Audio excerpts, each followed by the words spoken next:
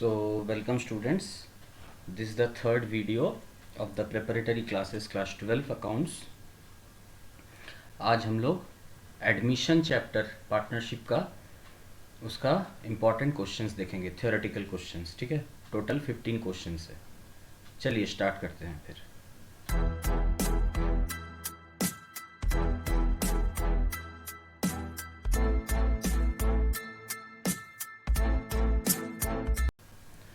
पहला क्वेश्चन है, state with reason whether at the time of admission of a partner partnership is dissolved और partnership firm is dissolved.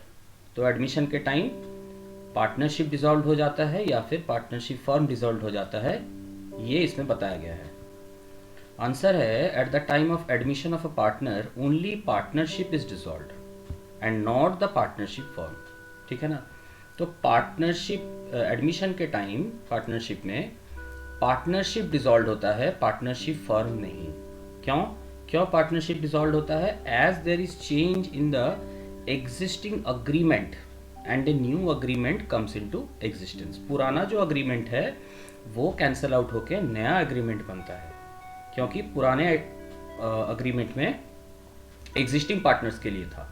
जब नया partner entry करता है तो उसके लिए नया अग्रीमेंट बनता है, इसीलिए पुराना वाला अग्रीमेंट कैंसल आउट हो जाता है और हम लोग इसको बोलते हैं पार्टनरशिप इज डिसॉल्व्ड. मींस जो पुराना पार्टनरशिप फॉर्म था वो खत्म हो जाता है, उसके जगह पे नया पार्टनरशिप फॉर्म रिकंस्टिट्यूट होता है. ठीक है, चलिए next question. Under what circumstances will the premium of goodwill paid by incoming partner not to be recorded in the books of accounts. बहुत ही इंपॉर्टेंट क्वेश्चन है ये वाला क्वेश्चन आप लोग न्यूमेरिकल में भी देखे होंगे. ठीक है ना. तो जो प्रीमियम ऑफ गुडविल है जो कि इनकमिंग पार्टनर लेके आता है वो कब बुक्स में नहीं रिकॉर्ड किया जाता है? कब? प्राइवेटली जब पे किया जाता है. जब incoming partner privately premium of goodwill पे करता है तब वो अकाउंट्स में रिकॉर्ड नहीं होता है. When the premium of goodwill is paid privately by the incoming partner no entries will be recorded in the books of accounts. ठीक है, next question. In the absence of a partnership deed, in which ratio do the old partners sacrifice their share of profit in case of admission of a new partner? तो अगर partnership deed मतलब जो partnership agreement है वो अगर नहीं है तो जो ओल्ड पार्टनर्स है वो नया पार्टनर जब एंटर करेगा तो पुराने पार्टनर्स कौन से रेशियो पे अपने प्रॉफिट शेयरिंग रेशियो को सैक्रिफाइस करेंगे? तो इसका आंसर है इक्वली करेंगे, क्योंकि जब पार्टनरशिप डीड ही नहीं है तब पुराना अग्रीमेंट हो नया अग्रीमेंट हो कुछ भी हो, सैक्रिफाइसिंग हो या फिर कुछ भी हो, वो equally between all the partners distribute होगा. इसीलिए in the absence of partnership did the old partners will sacrifice their old ratio equally. ठीक है ना. चलिए फोर्थ क्वेश्चन है, state the meaning of sacrificing ratio. Sacrificing ratio का मतलब है may be defined as the ratio in which the old partners agree to surrender a part of their share of profit in favor of incoming partner. तो sacrificing ratio का मतलब क्या है? पुराने जो पार्टनर है वो जितना पोर्शन सरेंडर करते हैं इनकमिंग पार्टनर के लिए उसी को sacrificing ratio कहा जाता है, क्योंकि वो अपना जो शेयर ऑफ प्रॉफिट है उसको सरेंडर करते हैं या फिर उसको सैक्रिफाइस करते हैं बोल के ही पुराने पार्टनर को वो वाला शेयर मिलता है. जितना शेयर एग्जिस्टिंग पार्टनर सैक्रिफाइस करता है उतना ही शेयर जो नया पार्टनर है उसको मिलता है. तो सैक्रिफाइसिंग रेशियो का फॉर्मूला है sacrificing ratio equals to old share minus new share. ठीक है ना. वाई सैक्रिफाइसिंग रेशियो कैलकुलेटेड क्यों किया जाता है? Because sacrificing ratio is calculated because the premium of goodwill bought in by the new partner is divided among the old partners in their sacrificing ratio. तो ये तो आप लोगों ने न्यूमेरिकल्स में भी देखा होगा इसका एप्लीकेशन. जो सैक्रिफाइसिंग रेशियो है वो इसीलिए मतलब कंप्यूट किया जाता है क्योंकि जो प्रीमियम ऑफ गुडविल जो नया पार्टनर लेके आता है वो ओल्ड पार्टनर्स के बिटवीन में सैक्रिफाइसिंग रेशियो में डिवाइड होता है. ठीक है. Sixth question, what is new profit sharing ratio.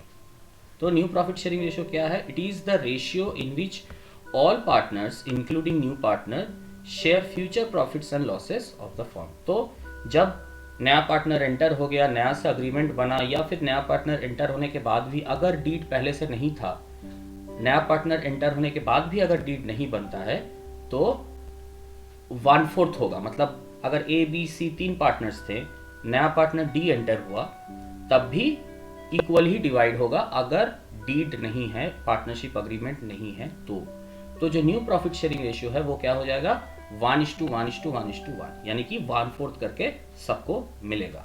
तो न्यू प्रॉफिट शेयरिंग का मतलब है, न्यू प्रॉफिट शेयरिंग रेशियो का मतलब है नया जो पार्टनरशिप फर्म रिकंस्टिट्यूट हुआ उसमें जो अभी पार्टनर्स हैं, 3 पार्टनर थे या फिर 4 पार्टनर थे, अभी कोई पार्टनर अगर एंटर करेगा, 3 पार्टनर होने से अभी 4 पार्टनर होंगे, तो उनके बीच में जो प्रॉफिट्स और लॉसेस है वो जिस रेशियो में डिवाइड होगा उसको हम लोग न्यू प्रॉफिट शेयरिंग रेशियो बोलते हैं। ठीक है। 7th question, mention the alternatives by which the new और इनकमिंग पार्टनर में acquire his share from old partners.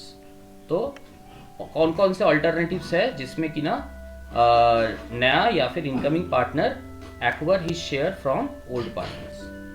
तो जो है ऑल्टरनेटिव्स बताइए जिसमें नया या फिर इनकमिंग पार्टनर पुराने पार्टनर से जो है वो प्रॉफिट का शेयर लेगा। इन देयर 3-4 इसमें ऑल्टरनेटिव्स है। पहला ऑल्टरनेटिव है in their old profit sharing ratio, ये एक हो सकता है। दूसरा हो सकता है इन ए पर्टिकुलर रेशियो और सरेंडर्ड रेशियो। तीसरा हो सकता है in a particular fraction from old और एग्जिस्टिंग पार्टनर्स। और ये हुआ 7वां क्वेश्चन। 8वां क्वेश्चन है mention the cases when the sacrificing ratio is to be determined. Sacrificing ratio कब निकाला जाता है? Number 1, when share of new partner is given without giving details of the sacrifice made by the old partners. जब नया partner जो है when new partner is given without giving details of the sacrifice made by the old partners, जब old partners कितना portion sacrifice किया उसका कुछ detail अगर नहीं रहता है तब ये होता है when old profit sharing ratio of the old partners and new partners of all the partners are given। जब OPSR जो है यानी कि ओल्ड प्रॉफिट शेयरिंग रेशियो जो है ओल्ड पार्टनर्स का और जो न्यू प्रॉफिट शेयरिंग रेशियो है वो सारे पार्टनर्स के जब दिए रहते हैं तब when new or incoming partner acquires his share by surrender of a particular fraction of shares by old partners। तो नया या फिर इनकमिंग पार्टनर जो है वो अपना शेयर जब एक्वायर करता है, जितना शेयर उसको ओल्ड पार्टनर ने सरेंडर किया है, ठीक है ना, ये एक ऑल्टरनेटिव है।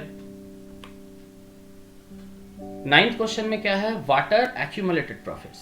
एक्यूमुलेटेड प्रॉफिट्स का मतलब है जो जमा किया हुआ है। एक्यूमुलेटेड का मतलब the profit which have been accumulated over the years and have not been distributed to partners capital और current accounts are called accumulated profits. तो जो प्रॉफिट सालों से जमा हुआ है, डिस्ट्रीब्यूट नहीं किया गया है पार्टनर्स के कैपिटल में या फिर करंट अकाउंट में, उसको हम लोग एक्यूमुलेटेड प्रॉफिट्स बोलते हैं। Number 10th, state 2 reasons for the preparation of revaluation account on the admission of a partner. ये भी एक इंपॉर्टेंट क्वेश्चन है, रिवैल्यूएशन अकाउंट कब बनाया जाता है। Number 1, to record the revised value of assets and liabilities. Revaluation का मतलब ही है अलग से फिर वैल्यूएशन निकालना, तो उस टाइम बनाया जाता है। और सेकंड है टू डिवाइड द प्रॉफिट और loss on revaluation among the old partners. तो रिवैल्यूएशन के बाद जो प्रॉफिट या फिर लॉस निकल के आता है वो एग्जिस्टिंग पार्टनर्स के बीच में डिवाइड करने के लिए रिवैल्यूएशन अकाउंट बनाया जाता है। 11th क्वेश्चन है हिडन गुडविल का। हिडन गुडविल का मतलब क्या है? हिडन गुडविल का मतलब है it is the excess of desired total capital of the firm over the actual combined capital of all partners. तो ये जो है ये बहुत इंपॉर्टेंट टर्म है। इसका मतलब क्या है? Excess of desired total capital of the firm over the actual combined capital of the partners. तो सारे पार्टनर्स के जो कैपिटल है उसको अगर कंबाइन कर दिया जाए, उससे मतलब वो अगर कम पड़ जाए डिजायर्ड कैपिटल के मुकाबले, तो जो बैलेंस निकलता है उसको हिडन गुडविल बोलते हैं। यानी कि combined capital of actual combined capital of all the partners ये लेस हो जाता है compare to the desired total capital. Simply अगर बोले it is the difference between total capital and actual capital, ठीक है ना, जिसमें कि ना टोटल कैपिटल ज्यादा होता है एक्चुअल कैपिटल से, ठीक है ना। 12th number, state the need for treatment of goodwill on admission of a partner. तो गुडविल का मतलब कैसे या फिर क्यों ट्रीट किया जाता है, कैसे ट्रीट किया जाता है। Treatment of goodwill is undertaken at the time of admission of a partner to compensate the old partners for their sacrifice. तो जो गुडविल है वो एडमिशन के टाइम, ठीक है ना, पुराने पार्टनर्स को कंपेंसेट करने के लिए जितना पोर्शन उन्होंने सैक्रिफाइस किया है उसके लिए जो है गुडविल का ट्रीटमेंट किया जाता है, जो कि सैक्रिफाइसिंग रेशियो में डिवाइड होता है, जो कि नया पार्टनर लेके आता है प्रीमियम ऑफ गुडविल। तो प्रीमियम ऑफ गुडविल ये पुराने पार्टनर्स को कंपेंसेट करने के लिए है, ठीक है ना। 13th नंबर क्वेश्चन है, mention the situations relating to the accounting treatment of goodwill at the time of admission of a partner. तो एडमिशन के टाइम अकाउंटिंग ट्रीटमेंट गुडविल का क्या होता है ये पूछा गया है। Premium of goodwill is paid privately, ये भी हो सकता है, या फिर premium of goodwill is brought in by cash या फिर in cash by the incoming partner and is retained in the business. जो प्रीमियम ऑफ गुडविल है वो कैश में भी लाया जा सकता है, इनकमिंग पार्टनर उसको कैश में भी ला सकता है और फिर वो बिजनेस में रिटेन रह सकता है। थर्ड है, premium of goodwill is brought in cash by the incoming partner and is withdrawn by the sacrificing partners partly और फुल्ली। तो ये जो प्रीमियम है ये जो इनकमिंग पार्टनर लाता है वो ओल्ड पार्टनर्स या फिर एग्जिस्टिंग पार्टनर्स फुल्ली और या फिर पार्टली विथड्रॉ कर सकते हैं। फोर्थ है, premium of goodwill is brought in kind, ये भी हो सकता है अगर काइंड में लाया जाए तो। और फिफ्थ है, premium of goodwill is not brought in full और a part of the incoming partner. तो पूरा प्रीमियम नहीं भी दे सकता है जो मतलब न्यू पार्टनर है या फिर इनकमिंग पार्टनर है, और ऐसा भी हो सकता है कि कोई भी गुडविल नहीं लाए, ठीक है ना, कोई भी गुडविल प्रीमियम नहीं लाए, ये भी हो सकता है। 14th नंबर क्वेश्चन है, what will happen in case the new और incoming partner does not bring his share of premium of goodwill in cash fully और पार्टली। अगर कुछ भी ना लाए फुल्ली या फिर पार्टली, तब क्या होगा। The amount of premium of goodwill is to be adjusted debiting the capital account of the new partner. तो उसके कैपिटल में से डेबिट कर दिया जाएगा, इसका मतलब उसका कैपिटल उतने वैल्यू से कम कर दिया जाएगा अगर वो फुल्ली नहीं लाए या फिर जितना पोर्शन वो नहीं लाएगा उतना, अगर पार्टली का केस हुआ तो।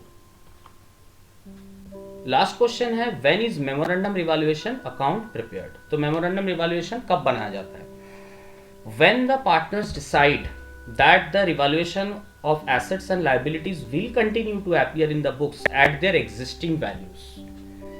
जो कि बुक्स में ऑलरेडी है उसी वैल्यूज में उसको फिर से दिखाना है, अगर ये डिसीजन होता है बिटवीन द ओल्ड पार्टनर्स तब मेमोरेंडम रिवैल्यूएशन बनाया जाता है, ठीक है। Yet not put new partner any advantage और disadvantage because of change in values, ताकि जो नया पार्टनर है उसको कोई भी एडवांटेज या फिर डिसएडवांटेज नहीं मिले, क्योंकि ये जो एसेट्स और लायबिलिटीज का वैल्यू है ये तो ओल्ड पार्टनर्स के वजह से है।